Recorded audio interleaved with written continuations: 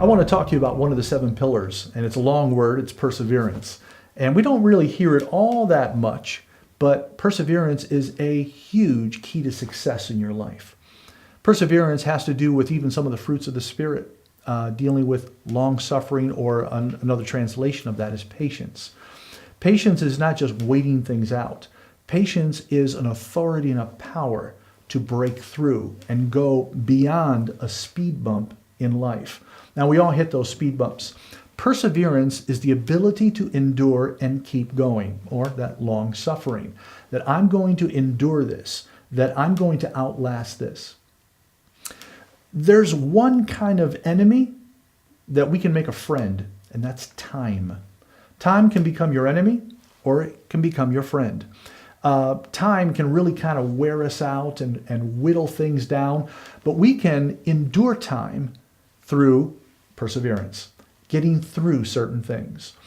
Perseverance will get you not to quit.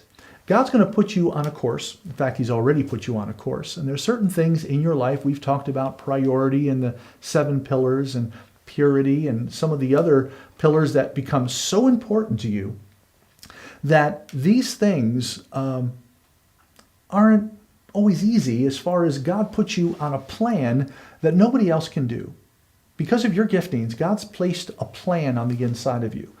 Well, the first reaction to any speed bump is to hit the pause button or to quit and say, listen, it's just too hard. We all go through that, every single one of us.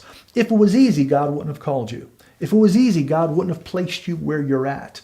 And so God loves putting us in tough spots because He knows that His characteristic of perseverance is on the inside of you, and He wants to release it out of you, to get beyond that wall, to keep hitting that wall, enduring it until it cracks and it breaks, or to get beyond that speed bump, or to get over that fence, whatever the hurdle is.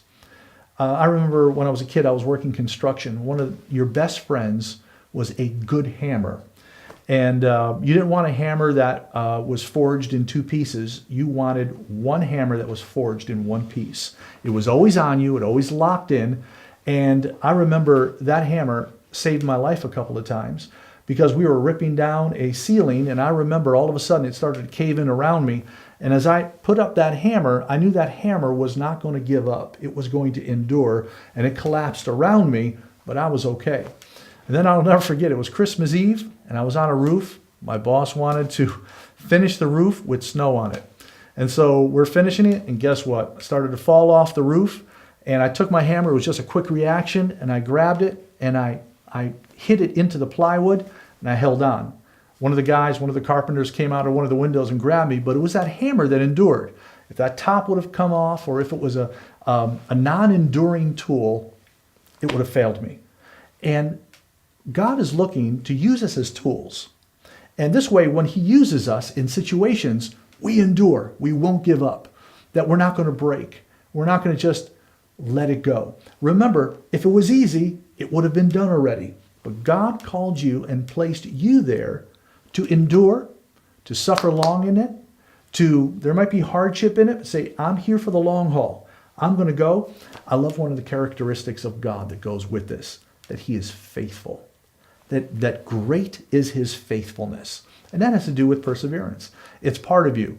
And that faithfulness, as it comes out of you in perseverance, think about your marriage. Think about your children. Sometimes our families deteriorate in time because it's hard to be faithful. It's hard to endure the hardships, the problems, the situations of life that kind of turn, like it orbits into a different position. But perseverance will get you through. My name is Bruno, and this has been a Legacy Minute.